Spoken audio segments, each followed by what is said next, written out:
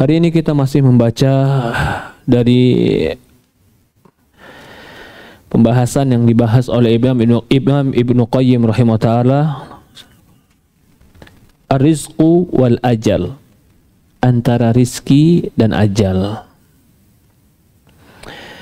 Farrik khatirak lil hammi bima umirta bih wa la tashghalhu bima dhumina lak. Fokuskan dirimu dan semangatmu dengan apa-apa yang kau diperintahkan. Artinya fokus sama tugasmu, fokus sama kewajibanmu, fokus sama kerjaanmu. Wala tashghalhu bima dhumina lak. Jangan engkau disibukkan dengan sesuatu yang kau sudah dijamin dengannya. Artinya hasil rizki itu Allah jamin, dan itu adalah tugas Allah. Tugas kita adalah bekerja. Sibukkan dirimu kepada tugasmu, jangan kau sibukkan dengan sesuatu yang jadi jaminan Allah. Kadang kita terkadang memikirkan yang menjadi tugas Allah dan lupa sama tugas kita, Pak. Membagi rizki itu tugas siapa, Pak? Tugas Allah. Mengasih ini sedikit, itu banyak, ini lapang, ini sempit, ini mudah, itu sulit, itu tugas Allah. Jangan sibukkan kita dengan yang tugas Allah. Sibukkanlah dengan tugas kita. Tugas kita ikhtiar, bekerja, beramal, itu tugas kita. Kalau kita mempekerjakan tugas kita dengan baik, Allah tidak akan lalai dengan tugasnya. Tapi kalau kita sibuk mengkoreksi tugas Allah dan lupa dengan tugas kita, kita akan tersempitkan dengan pikiran kita sendiri. Sibuk mikirin tugas Allah, tapi dia nggak pernah menyempurnakan tugas dia sebagai hamba. Lalu ketika Allah melakukan sesuatu sesuai kehendak Allah, dia protes. Kenapa dan kenapa? Akhirnya yang terjadi dalam diri dia adalah dia sibuk menyesali hidupnya tanpa harus berbuat yang terbaik buat dirinya. Imam Ibnu Qayyim mengatakan, farrik khatirak lihammi bima umirta bih. Fokuskan pikiranmu dengan apa yang kau diperintahkan. Diperintahkan berusaha, diperintahkan bekerja, diperintahkan ikhtiar. Udah. Wala tushaggal wala tashghalhu bima dhumina lak. Jangan sibukkan dirimu dengan urusan yang sudah kamu di dhumina lak. Fa inna rizqa wal ajal qarinan. Karena rizki dan ajal adalah dua qarin. Qarinani matmuman. Karena rizki dan ajal itu dua qarin, artinya dua yang saling berkaitan. Matmunan, kedua-duanya sudah ditanggung sama Allah. Matmun itu ditanggung sama Allah, digaransikan oleh Allah. Famadama ajal bakian kana rizqu atiyan. Selama ajalmu masih ada, pasti rizkimu akan datang. Jadi jangan takut orang hidup nggak ada rizkinya, karena antara rizki dan ajal satu paket, dua-duanya Allah yang tanggung. Wa ma min dabatin fil ardi illa 'alallahi rizquha. Kata Allah Subhanahu wa taala, wa ma min dabatin fil ard. Tidaklah satu yang hidup di muka bumi, dabah, yang melata, yang hidup di muka bumi, illa 'alallahi rizquha, kecuali wajib bagi Allah menanggung rizkinya. Jadi kita semua ini udah ditanggung rizkinya, Pak. Udah digaransikan rizki kita. Siapa yang menanggungnya? Allah. Perlu kita khawatir kalau Allah sudah menanggungnya? Tidak. Maka itu termasuk salah satu dosa besar adalah ketika Allah mengatakan wala taqtulu auladakum min imlaq, nahnu narzukukum wa iyyahum. Kata Allah Subhanahu wa taala, jangan kalian bunuh anak-anak kalian karena takut fakir dan miskin. Kami yang memberikan dia rizki dan kalian semua.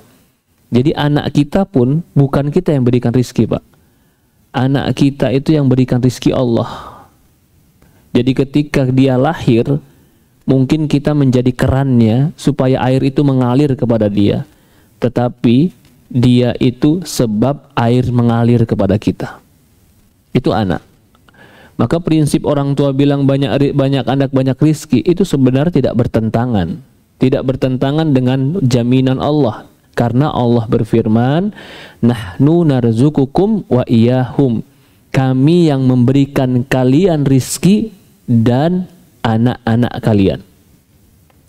Jadi di sini Imam Ibnu Qayyim ingin menegaskan antara rizki dan ajal itu satu paket yang Allah telah menanggungnya. Dan manusia cuma diperintahkan bekerja yang terbaik sesuai dengan prosedur Allah dan batasan-batasan Allah. Allah akan memberikan rizki sesuai dengan takdir Allah. Kalau dia mencari rizki melanggar batasan-batasan Allah, mungkin secara angka dia dapat bertambah, tapi secara barokah dan hakikat belum tentu dia mendapatkan apa yang belum Allah takdirkan untuk dia. Maka rizki seorang mukmin, dia harus bertawakal kepada Allah. Bukan karena kecerdasan, bukan karena kehebatan berbicara, bukan karena strategi, bukan. Itu ada faktor benar. Siapa yang mengingkari bahwasannya obat itu adalah faktor sembuh? Tapi seberapa kuat faktor obat untuk menyembuhkan? Karena betapa banyak orang berobat tidak juga sembuh. Memang betul makanan itu faktor mengenyangkan, menyehatkan. Tapi berapa banyak orang makan ternyata bukan malah jadi sehat, jadi sakit. Memang betul bekerja, berpikir, berstrategi itu adalah faktor untuk mendapatkan keberhasilan. Tapi faktor yang paling besar adalah diantaranya takdir Allah. Takdir Allah. Apakah ketika kita bilang itu takdir Allah menyebabkan kita berpangku tangan lalu kita malas? Ya sudah Ustaz, kalau sudah takdir Allah buat apa saya bermaksimal? Bukan. Maka kata Ibnu Qayyim tadi, farrik khatirak lihammi bima umirt. Fokuskan dirimu terhadap apa yang kau diperintahkan. Kita diperintahkan bekerja sebaiknya, mencari sebab sebenar-benarnya, menempuh jalan yang halal. Fokuskan dengan cara yang terbaik. Lalu hasilnya biarkan Allah yang bekerja. Dan Allah tidak akan menyia-nyiakan hambanya jika dia menempuh sebab yang Allah ridhoi. Lalu Imam Ibnu Qayyim mencontohkan, fa idza shadda 'alaika bihikmati tariqan min turuqih. Jika ditutup untukmu satu jalan dikarenakan hikmahnya, jika ditutup atasmu satu jalan dari jalan-jalan rizki karena hikmah Allah, berarti mungkin ditutup rizki kita dari satu jalan, tapi pasti ada hikmahnya. Kenapa Allah tutup pintu ini, hikmah ini? Kenapa Allah tutup pintu rizki ini untuk kita? Jika ditutup atas dirimu satu jalan dari jalan-jalan rizki dikarenakan hikmahnya, pasti fatahalaka birahmati tariqan, dia akan bukakan untukmu dengan kasih sayangnya jalan yang lebih bermanfaat daripada yang pertama.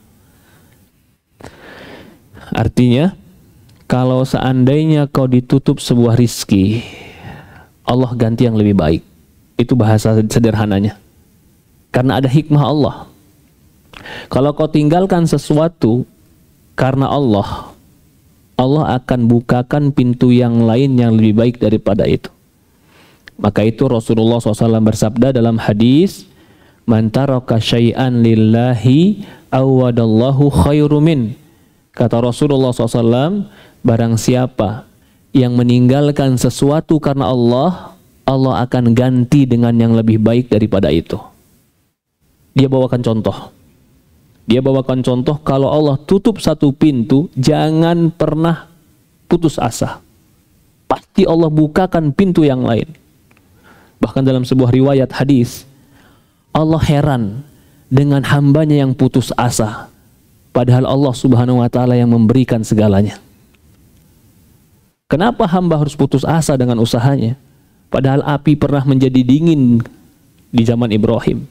Kenapa hamba harus putus asa? Padahal Allah pernah membelahkan laut buat Musa, yang ketika itu dia nggak tahu harus lari kemana, laut terbelah untuk dia. Kenapa dia harus putus asa? Sementara dia meminta kepada yang mengatur alam semesta, membolak-balikkan alam semesta. Maka hamba yang berputus asa, itu hamba yang tidak mengenal Tuhannya. Wa may yaqnut min rahmati rabbih illa dhalun. Kata Allah Subhanahu wa ta'ala di Quran, barang siapa yang berputus asa dari rahmat Allah, kecuali mereka orang-orang yang tersesat. Kalau ditutup satu pintu rizki, kata Ibnu Qayyim, Allah akan bukakan rahmat dengan kasih sayangnya, pintu yang lebih bermanfaat untukmu. Perhatikan keadaan janin ketika dia di dalam perut. Datang rizki kepada janin di dalam perut itu cuma dari satu jalan, yaitu tali pusar, ya kan? Jadi janin itu nggak makan, dia cuma dari tali pusar ibunya. Ibunya makan cuma dari satu mulut, dibagi di dalam, satu buat ibunya, yang satu buat janin. Tapi janin nggak pernah kelaparan. Ketika janin itu keluar dari perut ibunya, satu-satunya sumber makanan dia dipotong. Karena tali pusar dipotong. Terpotonglah sumber makanan dia. Allah bukakan bagi dia dua jalan. Yang dipotong satu, dibuka dua sekarang. Apa itu? ASI ibunya. Dipotong satu, keluar dua ASI buat dia. Wa ajralahu fihi ma rizqan atyab, bahkan dua rizki ini lebih baik, lebih lezat, lebih bermanfaat daripada yang awal. Itulah susu yang murni yang terus mengalir untuk dia. Kalau dia sudah 2 tahun, susu ibunya mulai mengering. Apa yang Allah kasih untuk dia, Pak? Allah tumbuhkan gigi. Ketika Allah tumbuhkan gigi, gigi ini siap untuk memakan daging dan memakan rumputan, daun-daunan. Ketika dia sudah punya gigi, berarti banyak yang bisa dia konsumsi. Ketika dia janin, dia cuma bisa mengkonsumsi dari tali pusar ibunya. Ketika dia bayi, dia cuma bisa mengkonsumsi ASI dari ibunya, walaupun lebih baik daripada tali pusar tadi. Begitu dia kehilangan ASI, Allah ganti gigi, yang gigi ini dia bisa mengkonsumsi daripada daging dan khadrawat, hijau-hijauan. Rizqan atyab. Naam, fa idza tammat muddatir ridha wa anqata'at tariqan wal fitam wa fata turuqan arba'ah. Kalau sudah habis asinya, akan dibukakan pintu yang 4. 2 dari makanan dan 2 dari minuman. 2 dari makanan itu adalah hewan dan pohonan. 2 dari minuman itu adalah air dan susu, ma yudhafu ilaihi min manafi'il malad, dan segala sesuatu yang bermanfaat dan lezat. Idza mata inqata'at anhu hadhihi turuqul arba'ah. Kalau dia mati, maka terputuslah dari 4 rizki ini. Ini sebuah analogi daripada Imam Ibnu Qayyim. Seseorang hidup pasti ada rizkinya. Cuman terkadang yang menjadi masalah bukan rizki tidak ada, tapi cara kita memandang rizki itu yang berbeda. Kalau Allah dan para sahabat, terutama Rasulullah SAW juga, Memandang rizki itu adalah apa yang bisa kau pakai, apa yang menyehatkanmu, apa yang mengenyangkanmu hari ini, itu cukup buat dirimu. Sehingga mereka tidak pernah merasa kekurangan rizki. Dari itu Rasulullah mengatakan dalam sebuah hadis, "Man asbaha minkum aminan fi sirbih, mu'afan fi jasadih, walahu qutul yaum." Barang siapa yang pagi harinya aman dalam dirinya, sehat dalam jasadnya, dan dia punya bekal hidup hari ini, maka dia telah diberikan dunia dan seisinya. Mengapa mereka tidak pernah takut dengan rizki? Karena mereka punya standar rizki itu dekat dan tidak sulit. Makan, sehat, aman, cukup rizki. Kalau kita, kenapa sekarang takut rizki? Karena berpandangan tentang rizki itu terlalu luas. Kalau sekedar makan, belum cukup. Kalau sekedar pakai baju, belum cukup. Kalau sekedar hidup, belum cukup. Tapi harus memiliki baju yang lebih, makan yang lebih, hidup yang lebih, bahkan segalanya harus lebih. Karena memandang rizki seperti ini, sehingga menganggap rizki itu berat. Rizki itu berat. Tetapi kalau memandang rizki itu dengan sederhana, bisa hidup, sehat, perut kenyang, berkumpul dengan keluarga dan aman, maka kau punya rizki. Kalau ini yang menjadi cara pandang rizki untuk kehidupan, maka nggak ada orang takut akan mati. Nggak ada orang takut mati kemiskinan, kelaparan, tidak ada. Maka itu Imam Ibnu Qayyim mengatakan bahwasannya kalau kau berpikir tentang rizki, maka rizki dan ajal itu akan selalu bersamaan. Jika ajal telah habis, maka rizki telah habis. Tidak akan mungkin masa hidupmu masih ada tapi rizkimu habis. Tidak akan mungkin. Walakin subhanahu fatahalahu in kana sa'idan taraqan tamaniyah. Akan tetapi orang yang meninggal tadi, ini sudah meninggal dia, kan tadi 4 pintu. Begitu meninggal, kalau dia orang yang bahagia, artinya orang yang beruntung dengan amal solehnya, maka Allah akan bukakan bagi dia 8 pintu, yaitu pintu surga. Dan dia masuk dari pintu yang dia kehendaki. Wa hakadha Rabbu subhanahu la yamna'u 'abdahu mu'min syai'an minad dunya illa ya'tihi afdal minhu wa anfa'lah. Begitulah Allah subhanahu wa ta'ala apabila menahan satu kenikmatan dunia dari hambanya, niscaya dia akan mengganti dengan nikmat yang lebih baik dan bermanfaat baginya. Ini merupakan sebuah keyakinan. Ibnu Qayyim menegaskan, jangan khawatir kalau Allah tutup pintu satu rizki atau satu pintu rizki untukmu, pasti Allah bukakan pintu yang lain yang lebih bermanfaat. Dan ingat, rizki itu nggak selamanya berarti hanya uang. Mungkin Allah nggak kasih dia menang dalam tender-tendernya, dia kalah dengan saingan dalam tender-tendernya, tapi Allah kasih dia istri yang solehah, yang nggak pernah menuntut dia sesuatu yang di luar kemampuannya, sehingga setiap dia pulang pun hatinya tenang. Bukankah itu rizki? Ada orang yang mungkin dikasih Allah subhanahu wa ta'ala dari sisi harta, banyak rizkinya, tapi dia ketemu dan dijodohkan dengan istri yang setiap ketemu dia bagaikan orang yang memeras dirinya, meminta, merongrong, menyempitkan. Ada orang juga yang mungkin tidak Allah berikan kemudahan dari pintu rizki berupa jabatan, tapi Allah berikan ketentraman jiwa dengan anak-anak yang soleh dan solehah. Sengaja Allah tidak mau menyibukkan dia karena Allah menginginkan dia agar terus bersama anaknya dan bisa memantau anaknya.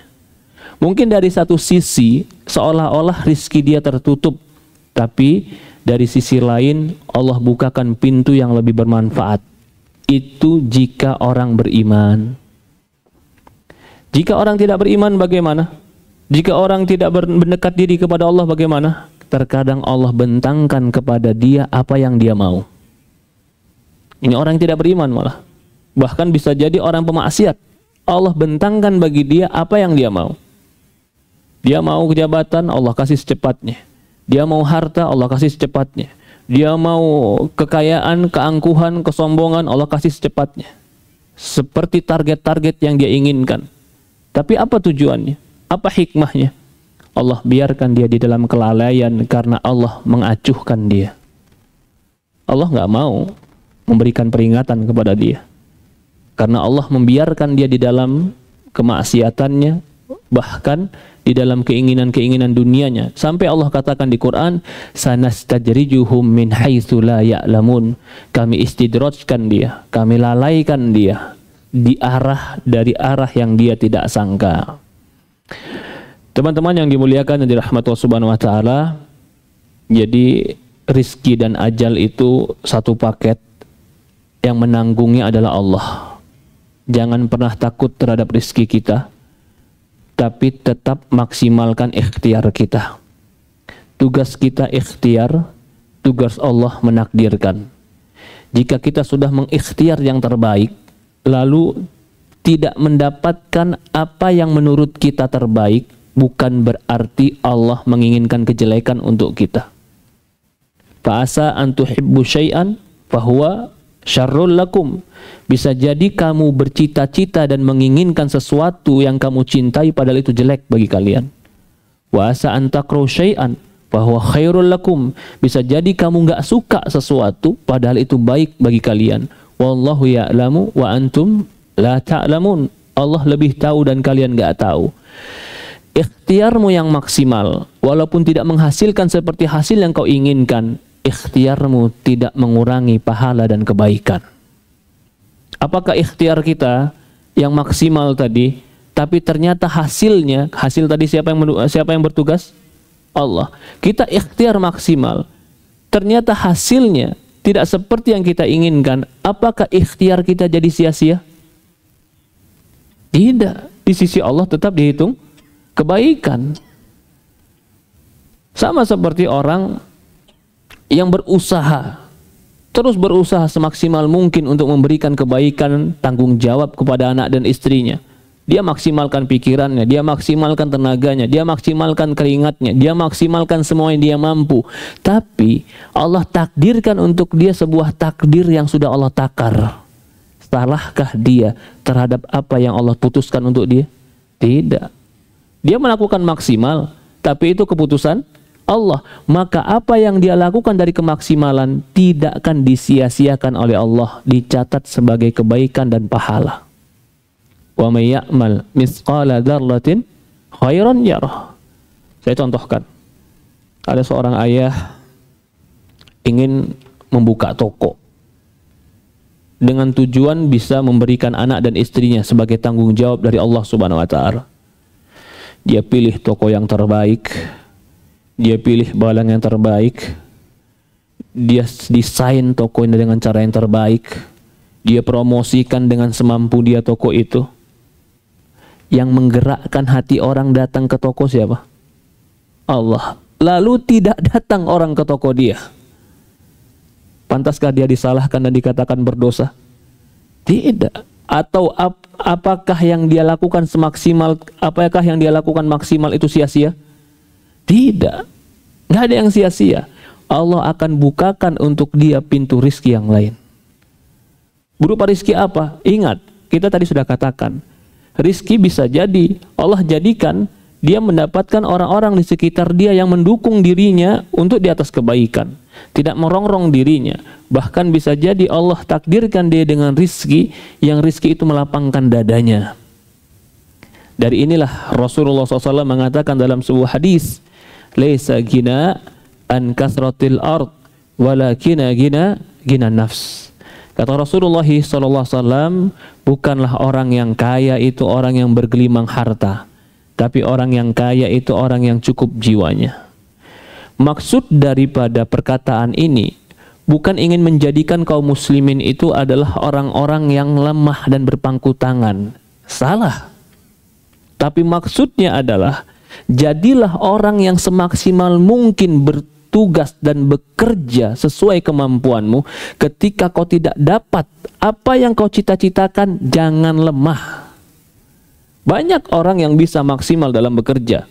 Banyak orang bisa maksimal dalam berusaha, tapi mendapatkan sesuatu yang tidak sesuai dengan prediksi dan cita-citanya, lemes. Nggak mau kerja, keluar rumah pun males, ketemu teman udah kecewa. Bagaikan orang yang patah semangat. Bukan begitu. Maksud dari perkataan ini, kau maksimalkan usahamu, kau maksimalkan tenagamu, kau maksimalkan semua. Kalau terjadi apa yang kau inginkan, syukur kepada Allah.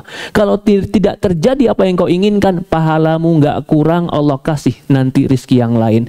Tetap semangat. Itu maksudnya. Jadi kalau ada orang bilang semakin belajar ilmu agama jadi semakin malas ibadah, salah. Semakin malas berusaha, salah. Ihris ma yanfa'uk.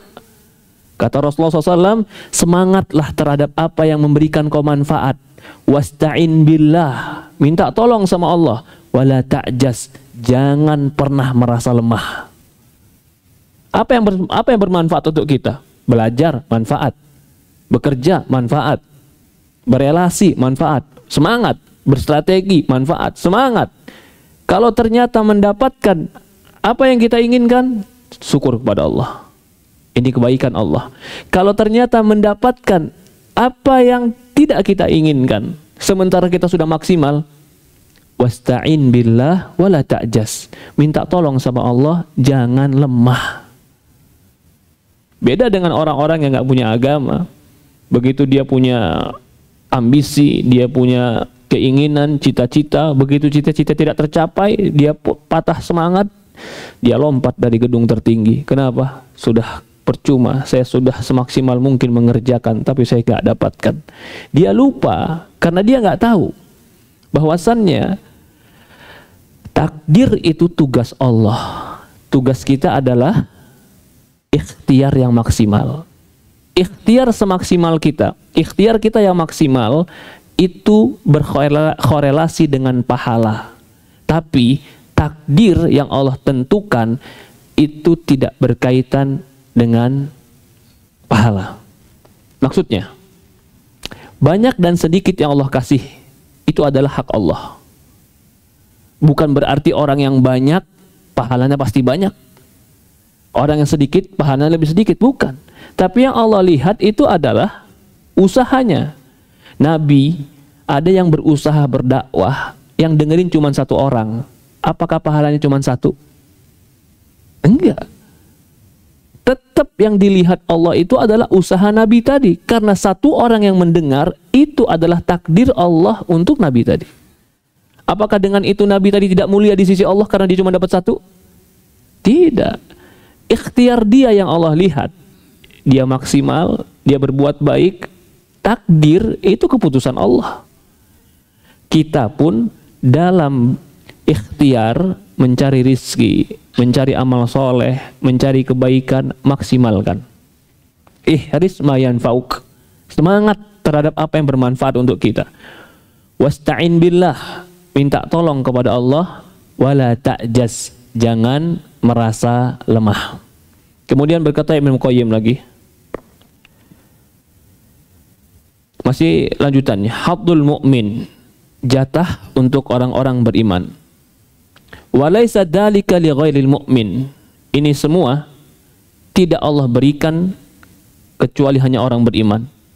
Fa innahu yamna'u haddul li adna'il khasis. Pengganti berupa kenikmatan yang lebih baik itu hanya dikaruniakan kepada orang mukmin. Jadi orang mukmin kalau ditutup pintu rizkinya, pengganti lebih baik akan datang. Man taraka syai'an lillahi awadallahu khairu min wa la yarda lahu bih li'tiyahu haddal a'la nafis al-'abdu li jahlihi bimasali nafsihi wa jahli karama rabbih wa hikmati wa lutfihi la ya'rifu tafawut baina ma muni'a minhu wa baina ma dukhira lahu. Ya Allah. Jadi kalau ditutup pintu rizki yang satu tadi, kata Ibnu Qayyim, akan Allah bukakan pintu-pintu rizki yang lain yang kita tidak sadar. Atau kita sadar.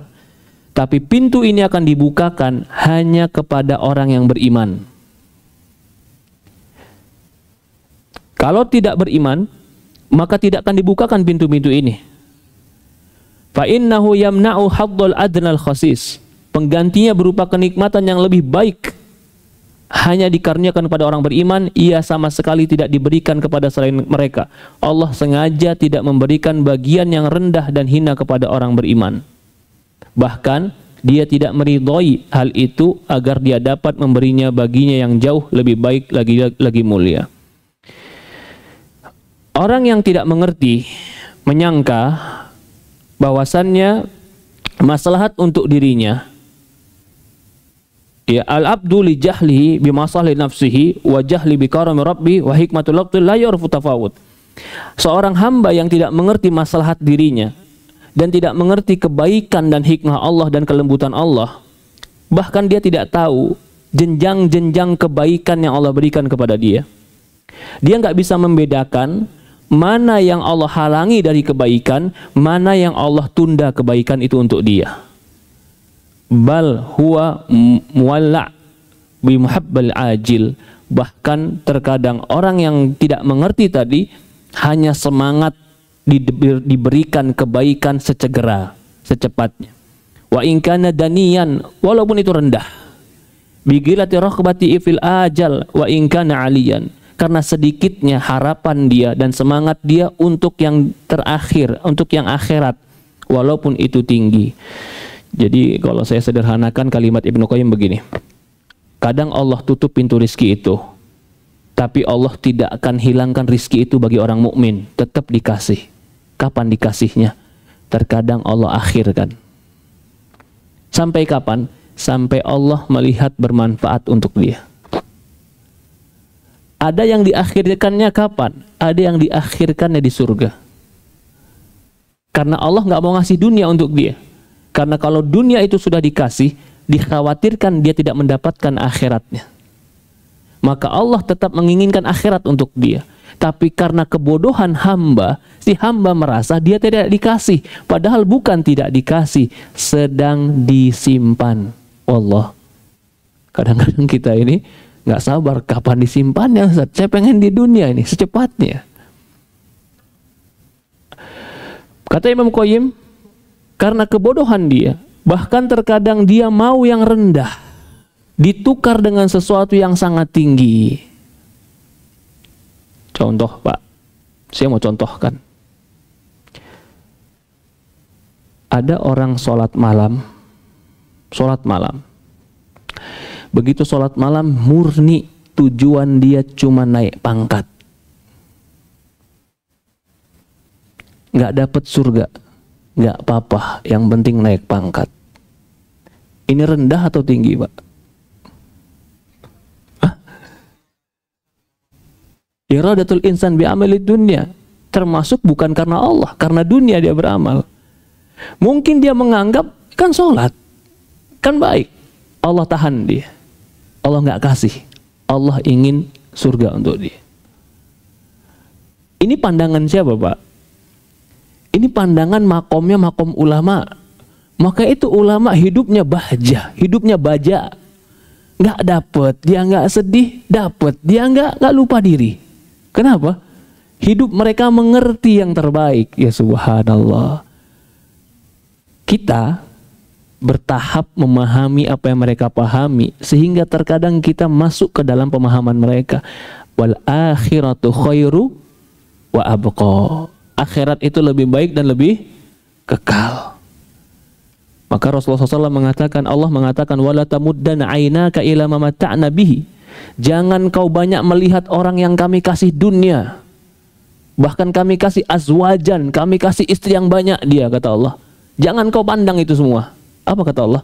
Linaftinahum fi. Itu semua kami kasih kepada mereka untuk memfitnah dan menguji mereka.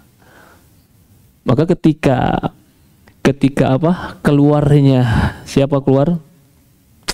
Qarun. Ketika Qarun keluar dengan segala perhiasannya, yang kagum siapa, Pak? Yang kagum adalah orang-orang yang nggak berilmu ketika itu. Kagum dengan, bahkan berangan-angan seperti memiliki apa yang dimiliki Qarun. Tapi orang-orang berilmu ketika itu sadar, ini adalah ujian. Berarti Imam Ibnu Qayyim sedang memberi penjelasan kepada kita, akhirat itu lebih berharga. Kalau Allah nggak kasih kau dunia, selama kau beriman, kau mukmin, kau di atas jalan yang benar, maka Allah akan kasih akhirat untukmu. Akhirat itu lebih berharga. Bisa jadi ada orang yang Allah tidak bentangkan rizki kepada dia. Kenapa? Karena Allah tahu karakteristik dia. Kalau dikasih rizki yang banyak, dia akan lalai dari Allah. Maka Allah katakan dalam Al-Quran, walau basatallahu rizqa li'ibadihi labagaw. Kalau seandainya Allah bentangkan rizki kepada seorang hambanya, labagaw, dia akan berbuat melampaui batas. Walakin, akan tetapi, yunazzilu, Allah turunkan untuk dia biqadarin, sesuai kadar yang gak merusak dia. Yang tahu kadar baik jelek untuk kita itu Allah. Kembali lagi, tetap lakukan semaksimal mungkin ikhtiar, tapi jangan pernah salahkan perbuatan Allah ketika menakdirkan sesuatu untuk kita. Pasti hikmahnya baik. Ikhtiar maksimalmu dihitung pahala. Kau tidak mendapatkan apa yang kau inginkan, bukan berarti Allah tidak kasih. Allah simpan sampai waktu yang tepat Allah berikan padamu. Kalau ini cara berpikir orang mukmin, masalah sebesar apapun dia bisa menghadapi. Ya memang terkadang terasa di hati, terpikir, tapi ada kekuatan jiwa untuk menghadapinya. Berbeda dengan orang-orang yang tidak memiliki pemahaman seperti ini. Begitu menghadapi masalah, dia sudah mengeluarkan semua kemampuannya, lalu tidak tercapai apa yang dia inginkan, kecewa. Minum baygon, minum racun, lompat diri dari gedung paling tinggi. Kenapa? Nggak sesuai ekspektasi. Kenapa kau lakukan itu? Karena dia menyangka bahwasannya perbuatan saya harus menghadirkan hasil. Padahal hasil perbuatan Allah, perbuatan kita ikhtiar. Tapi ikhtiar kita akan dicatat sebagai kebaikan. Semakin kita maksimal, semakin baik di sisi Allah Subhanahu wa taala. Walau ansafal abdu rabbah, kalau seandainya seorang hamba itu insaf tentang Rabbnya, anna lahu bidzalik, ya, anna lahu bidzalik, la alima anna fadlahu alaihi fima mana'u min ad-dunya li dzati wa na'im a'zam min fadlihi alaihi fima atau min dzalik. Wa subhanallah.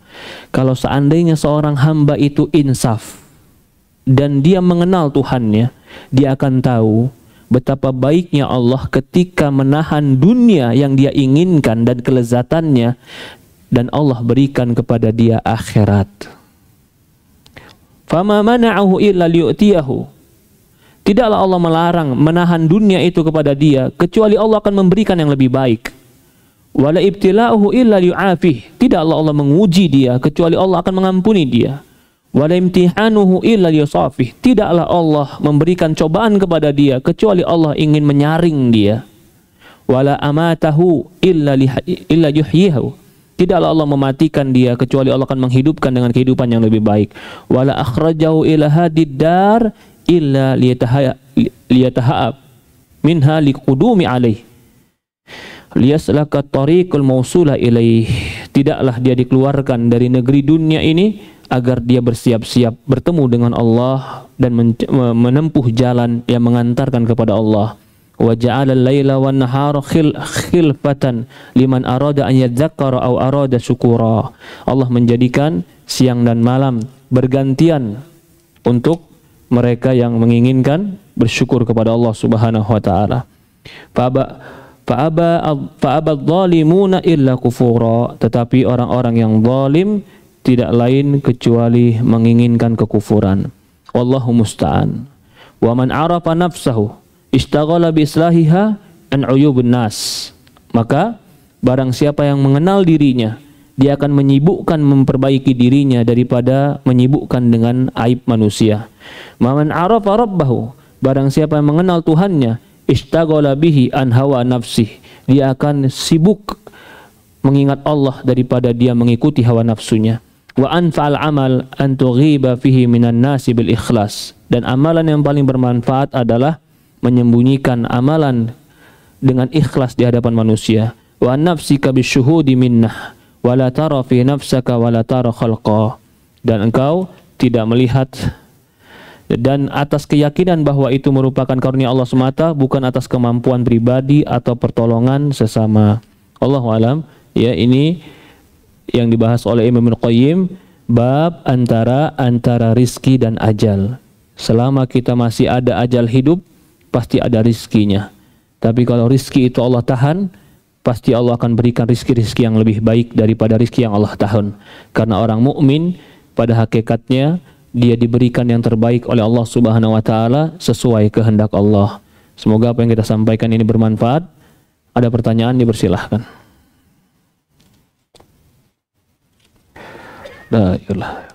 Kita cukupkan. Subhanakallahumma wa bihamdi asyhadu an la ilaha illa anta nastaghfiruka wa atubu ilaik. Assalamualaikum warahmatullahi wabarakatuh.